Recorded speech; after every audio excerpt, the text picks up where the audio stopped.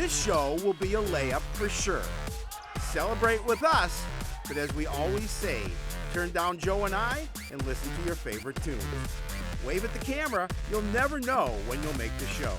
Hey, Dave's into it, so shut the door and don't trip on your way. Sports Night is next.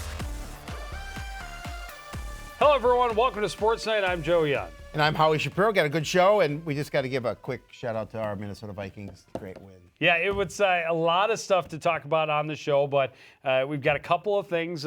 First, we definitely want to give some respect to the Minnesota Vikings. Yep. Big playoff win. Skol Vikings. That definitely worth talking about. But on another note, a kind of a sad note to start the show on, a couple of big losses in the world of local high school sports this past week.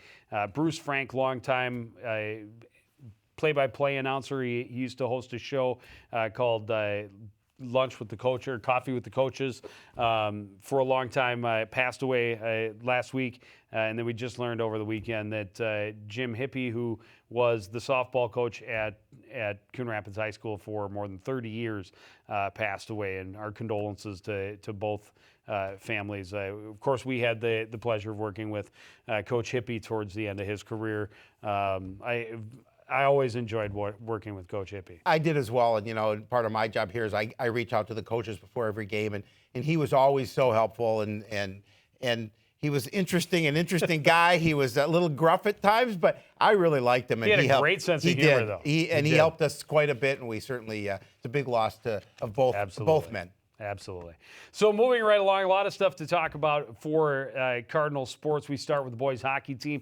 Rough week, not only with the losses, but also a few injuries to key players. Started on Tuesday with a visit from St. Paul Highland Park. Scots don't face quite the same level of competition. Still, they came in with an impressive record and riding a 5-game win streak. The Cardinals put up a good fight, but they had their hands full. Offensive zone faceoff won by Tommy Carls. He pulls it out front and goes to the backhand. Keeper is there to make the save. Very even game and no score until midway through the first. Scots on the power play. Billy Wengler shoots from the point. Argyros makes a save, but Evan Lindstrom puts through the 5-hole on the rebound, gets Highland Park on the board first. Late in the period, puck chipped out of the center. Gabe Nelson uses his speed to get it behind the defense. Hauled down at the last minute, crashes hard into Argyros. Argyros hits his head on the post, loses his mask in the collision. He's shaken but stays in net, at least for the penalty shot. Nelson comes in and goes to the backhand for the score on the penalty shot, puts him up by 2. That was the end for Argyros. Later diagnosed with a minor concussion. Early second, Kirby Pieri races down the wing. His shot stopped, but the keeper mishandled it, bats it into the net behind himself. 1-goal game. Still in the second, Otto Emmings gets behind the defense on the left side. Protas stops the initial shot. Emmings gets his own rebound, scores to make it 3-1. Scots add one late in the third, hand the Cardinals a 4-1 loss. And coming in, Howie, the Highland Park team, a team that the Cardinals kind of felt this is a team, even though they had a good record, they come from a little bit weaker conference, and they were really hoping it was a team that they could play right with. Yeah, they were hoping so, and unfortunately, a 4-1 loss, not what they wanted, not what when they started this game. And again, the Cardinals boys hockey team hitting a tough spot in the season as well. Well, and the loss of Argyros was tough. Protas had played the entire JV game. They were without Connor Wise, who is their sophomore keeper. Yep. He's down with the flu. So Protas was able to come in and play 5 periods that night, which typically you're only allowed 4 periods on any game day, but in this situation with injury, they'll let it slide and let him play more, and they had to. It put the Cardinals in kind of a tight spot. Pressure for goaltenders when you only have 3, you have 2 down with injury. Makes it difficult for that one healthy goalie. It made it very difficult, and actually put them in a spot on Thursday when they played Osseo, where they had to call up Caden Carey, who's a JV player, played goal until about 2-3 seasons ago. Hadn't put the pads on in a while. I actually talked to him on Saturday. He kind of chuckled about it. He did get in nets. He played the JV game against Osseo so that Protas could play the varsity game. Cardinals lose that one 5-3, and that's again another game against another team that they wanted to be more competitive with, and really unfortunately come away with the loss. Yeah, it was unfortunate. Well, the Cardinals were back home on Saturday, hosting Totino Grace for a matinee game at Crick. The Eagles are another struggling division opponent. They beat the Cardinals in their first meeting, but had just 4 wins on the season and lost 2 straight. Both teams came in eager to try and break their streaks. The Eagles take an early lead on a kind of a fluky goal. Luke Delzer fires it from close to center ice and eludes the glove hand of Protas, putting the visitors on the board just over 2 minutes into the game. Same score early in the second. Race for the loose puck. Caleb Meehan gets there, gets the edge. Protas makes the save, but Delzer is there to score on the rebound. He gets his second of the game short-handed. Special teams steps up again late in the second. Eagles on the power play. Thomas Jarrett with the initial shot. Meehan able to sweep the rebound towards the net, crosses the line, gives Totino a 3-0 lead after 2. Cardinals get one back in the first minute of the third period on the power play. Puck play to the back to the point. Michael Crosby able to sneak through traffic. Hits the back of the net. Coon Rapids still alive, but down by 2. And it's as close as it would get. Eagles swarming at the other end. The shot from the point hits traffic out front. Gavin LeMay puts it home. He scored a pair in the third. Totino had 3 unanswered goals, and they cruised to a 6-1 win. Yeah, and again, the good news was that Weiss came back and was able to play the JV game, but they're still without Argyros, and that's kind of a tough one, because it's a mild concussion, could be a week, could be more. They're just going to have to keep an eye on him and evaluate it. They also lost another one of their top players in that contest, sophomore Tommy Carls, who was lost with a broken wrist during tryouts and missed the first couple of weeks, sustained a separated shoulder during the Totino Grace game. And this is another one of those injuries. At first, they thought maybe it was going to be broken collarbone, which certainly would have meant being done for the rest of the year. As it is, separated shoulder is another one of those injuries. They just have to keep a close eye on it. Hope that he heals fast. He is definitely a playmaker for this team and a guy who's going to get them points, and they don't want to be without him for too long. But more important is to make sure that he gets healthy, and hopefully that can happen before they get to the playoffs. But you don't want to rush it back and have something that could be recurring. It's a huge loss, and I know Tommy, and he's a great competitor, so I know he's going to be just chomping at the bit, wanting to get back out there.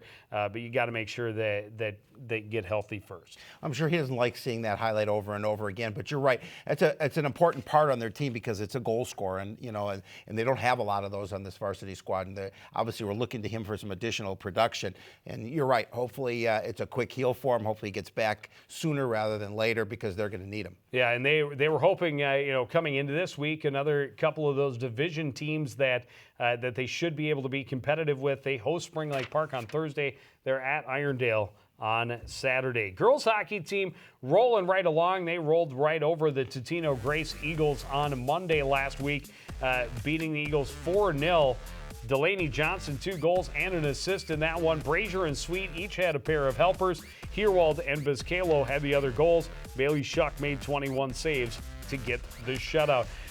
Then they played Northfield. Northfield, again, a team that doesn't play the same kind of competition, but another team with a very solid record. Cardinals outshot them 2-1 in this one. I don't know what kind of netminder they have in Northfield, but apparently she's pretty good. She stopped 41 of the Bluebirds' 42 shots. Bailey Shuck made 20 saves.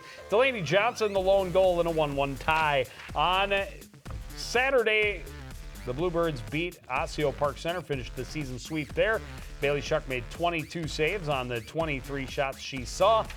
Brazier, Keller, and Delaney Johnson had the goals for the Bluebirds. They host Irondale on Tuesday, and they host Anoka on Saturday as they creep ever closer to the playoffs. Wrestling team, a Northwest Suburban Conference duel on Friday of last week, taking on the Centennial Cougars, and they made relatively easy work of Centennial, beating 43-21. A pin for Luke Rotzine in the final seconds of the first period. Tech falls for Joe Robin and Moses Madimba at 132 and 145. And then, that's the other Madimba. Moses Madimba got a pin about midway through. He's been wrestling well. The second period of the 152-pound match. Then they went to Stillwater on Saturday for a duels tournament. In the semifinal, ran into a tough Faribault team, came up short, losing 31-27. Got some aggressions out against Matamidi, beating them 58-6. But the Stillwater Ponies in that consolation round, able to beat the Cardinals 46-27. Cardinals now 14-6 on the year. They host Blaine on Thursday, and then they'll be in Eastview on Saturday for an individual invite. Getting the job done against conference opponents is first and foremost, but they want to have some better showings against those tough non-conference teams too. We talked last week about we haven't seen them in the lean and mean, nobody in the rankings. Well, that has changed. They're back in the lean and mean. They have 2 wrestlers in the rankings, so they're moving back in that direction. Didn't last very long as far as being out of those rankings and out of the lean and mean. Now, I don't know. This is not a setup, but I'm going to guess on the wrestlers. Okay, you go ahead. That are I know. I knew you would know. My first guess is going to be Kowalchuk at 106. Correct. And my second, this is a tough one. It's a toss-up. I'm going to go with Moses Madimba at 152. Okay, you are good. You are good. That is very And correct. that was not a setup. No, it was not, because we did not talk setup. about that before the show. But my other guess was going to be Svobodny at 120, Yep. but I figured since you had mentioned how well Moses had been wrestling, that maybe it was. I gave it away, a little bit of a hint to you. That's right.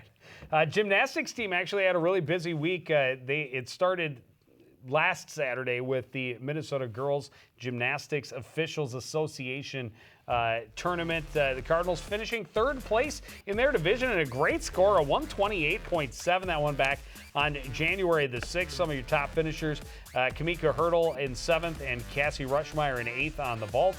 At the bars, you had Kamika Hurdle in 13th and Megan Hetwer in 18th. On the beam, Rachel Dieters finishing in 6th place. She also finished 5th place on the floor and 9th place all around. Hannah Gross grabbed 14th place all around. And then the exciting one, there it is! 130! There it is, 130.075. They cracked it. They've been working for that 130 for a couple of years, and I was exchanging emails with Tara Gross, who has been so great at helping me out with scores over the past few seasons. And I had thought they did touch the 130 last year or the year before. She said no. There was that really close call where they had like a 129.975, but they never quite got there. Now they have, and they get the win over Osseo. Osseo scored a 119.425. Rushmeyer first place on the vault. Rachel Dieters and Aaliyah Vu both tied for 2nd place with an 8.45. Hannah Gross was first place on the bars. Dieters was first place on the beam. And Rushmeyer was first place on floor. On Saturday, they went to Anoka for a tournament-style event. But what it essentially boiled down to was a tri-meet where the Cardinals were competing against Blaine and Andover. They beat Blaine 129.05 to 129.025. You don't get much closer than that. 0.025, the difference in the match. Cardinals come out on top. Aaliyah Vu, 3rd place on the vault with an 8.5. Hannah Gross, 2nd on bars with a 7.975. Cassie Rushmeyer, 3rd on the beam, a tie with an 8 flat. Hannah Gross was 6th on the floor with an 8.325. And Aaliyah Vu was 3rd all around with a 31.825. That same 129.05 score, not quite enough to get past Andover. They lose to Andover by 0.125. That is 2 incredibly close matches. But there's some of the other top scorers in that Saturday event. Cassie Rushmeyer finished first place on the vault with an 8.675. Aaliyah Vu 2nd on bars with an 8.175. Hannah Gross tied for 2nd place on the beam with an 8.1. Cassie Rushmeyer 2nd place on floor with an 8.55. And Hannah Gross was 2nd place all around with a 32.80. But the bottom line is girls are scoring very, very well. That's 3 scores really, because the 2 scores against Andover and Blaine are the same score. But a 128 in the MGOA, a 130, and then a 129.05. Those are really good scores for this team, and they're right where they want to be. Still got a couple of weeks to get consistently into those 130s and see if they can't build it up and maybe get to 132, 133. We have to like the fact that they are being more consistent. And we talked, we saw some earlier 124, 125, but able to get closer and they hit that 130 mark. That's what you want, as I'm sure as Coach Habel would say, is that continued growth as the season continues. And you're seeing that from the gymnastics squad. And I'm sure they want to continue to build that score even higher. They're at Champlin Park on Thursday. They will be at Irondale a week from tonight, next Monday. Swimming and diving team, a tough couple of matches this past week. Started with three-time defending conference champion Elk River, and the Cardinals lose to the Elks 104.5 to 78.5, but some very impressive finishes. 200 medley relay was first place. Tyler Schultz, I believe, lowered his 500 free middle school record with that first place finish. Also finished second in the 50 free. Matt Struess was first in the 100 breast. Even though I will say Elk River was swimming exhibition by that point, but that's still a legit first place finish with 1 minute 10.89 seconds. Andrew Trong was third place in the 200 free, and Alex Schmidt was third in the 100 free. Then on Thursday, they faced Maple Grove, and Coach Donald says, watch out for this team. Very, very good and still very young. This team could be one of the top contenders over the next couple of seasons. And they beat the Cardinals 101 to 80. Again, some good scores. First place finish again from that 200 medley relay team. It's nice to see them getting that specific victory over some tough teams. Yep. Because that's giving them big points in that first match of the night. Alex Schmidt was second place in the 50 free. Jack Simmer second place off the board. Tyler Schultz second place in the 100 fly. Second place for Matt Struess in the 100 back, and Patrick Schultz was third place in the 100 free. Swimming and diving team will host Champlin on Tuesday. They will host Blaine on Thursday, and they will host the True Team Section Tournament on Saturday. And Howie, on Tuesday, when they take on the Blaine Bengals on Thursday, when they take on the Blaine Bengals for battle for supremacy in the middle school pool. Very anticlimactic, but we'll be there. And Coach Donaldson, he doesn't miss a show. I mean, he watches everything that we do. It was tough for me to get that out. Yeah, he always takes care of us, brings us water, makes sure, sits in with us. So somebody is actually educated that is talking about swimming. So we're excited for that. Well, we have some education, just not when it comes to swimming. Well, that's what I'm saying, about swimming. All right. Not our strong suit, swimming suit. Just let that sink I know, in right? for a minute. Think about it. It's a thinker, kids. It's terrible. It's terrible. All right. Well, you may not have enjoyed the fresh coat of snow that we got Sunday into Monday, but I guarantee the Nordic ski team is pretty excited about it. Nice, light, fluffy, real snow, and that's something that they can compete with. Yep. They've had to travel a lot these last couple of weeks to get to snow. Last week they did compete a couple of different times. First in a Northwest Suburban Conference skate race on Wednesday, sorry. On Wednesday, the Cardinals finished fourth place as the boys team did. Ricky Petrov finished in fifth place with Zandarowski right behind him in sixth. Jared Haida in 15th. Gilliard is in 34th, and Joe Thoen finished in 48th place. Girls team, look at that. A first place finish. Woo-hoo. Olivia Ellenbecker leading the way in sixth place. Her sister just 1 second and 1 spot behind her in seventh.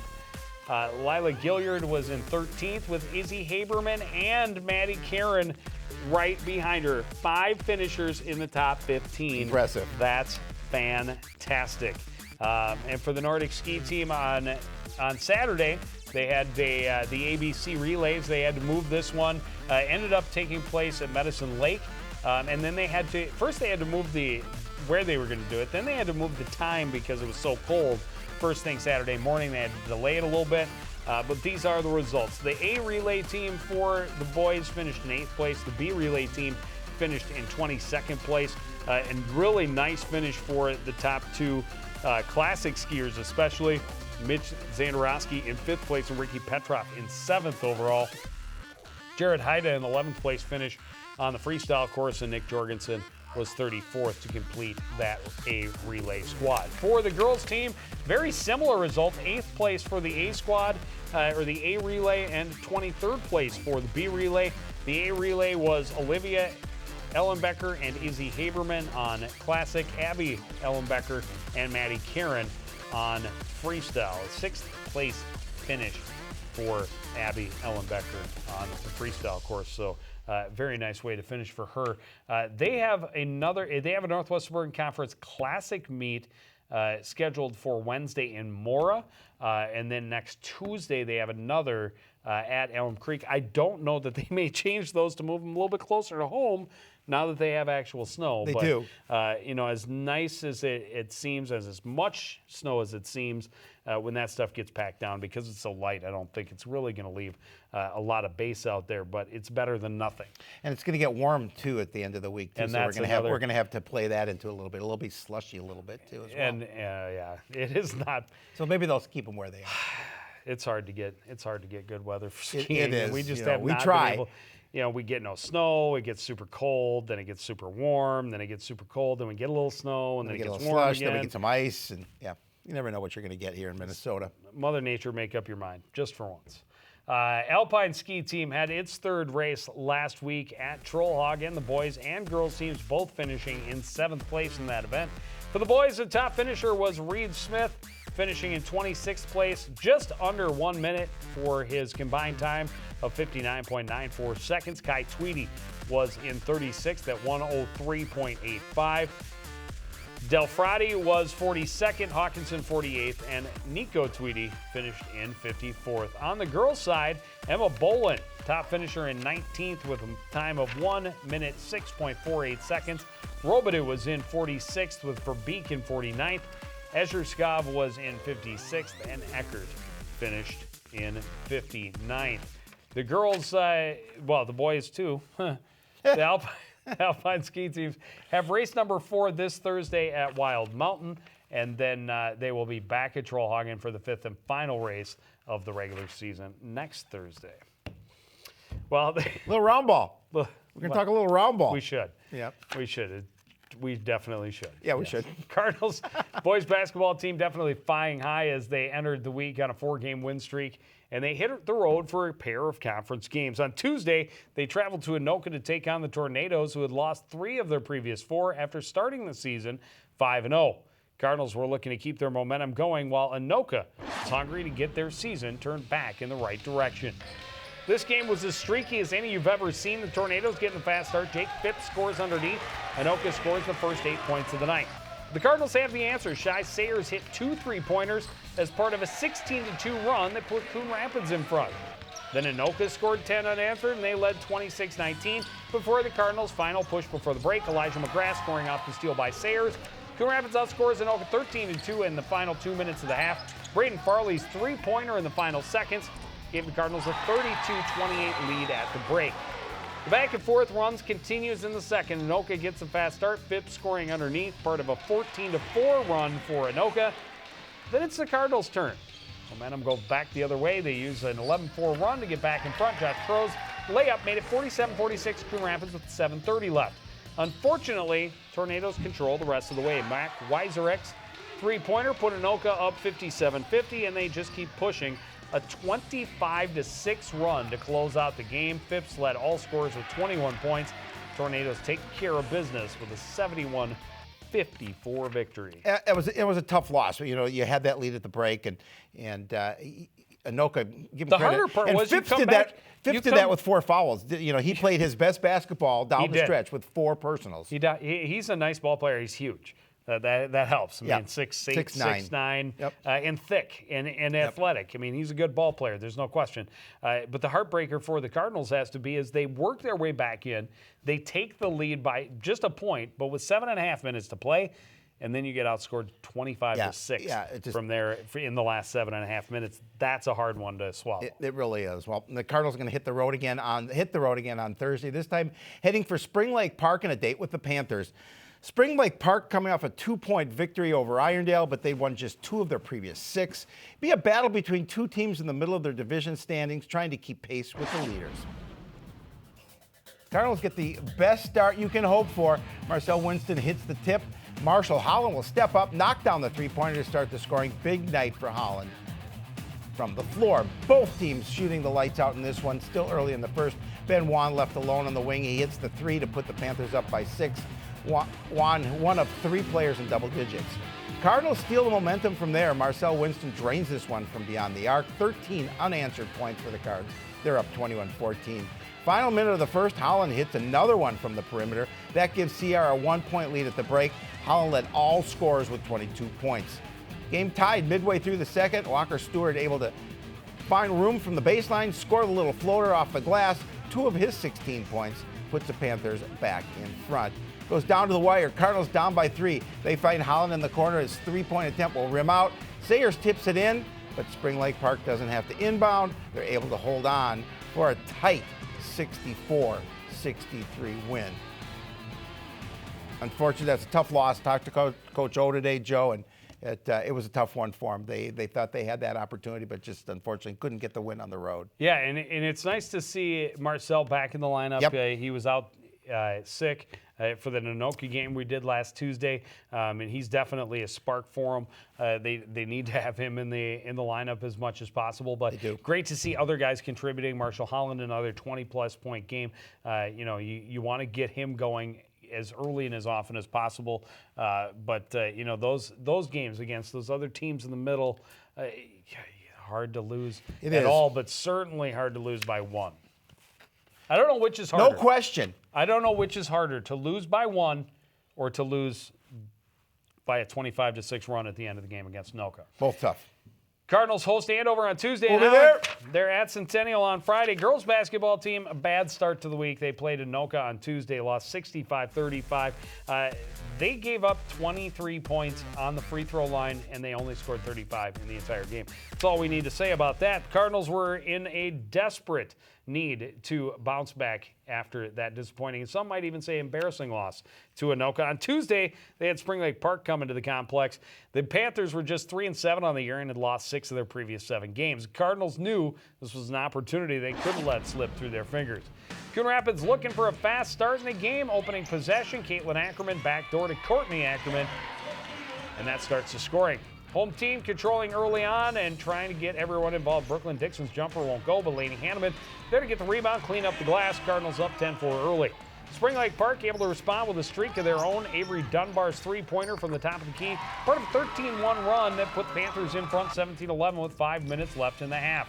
The Cardinals, so impressive on the offensive glass. Off the miss, on the free throw, they get it back, and they feed Caitlin for the jump shot. They outscored them 18-2, get to the locker room up by 10, and they never look back in the second. Ellie Carver held to just 2 points in the first half.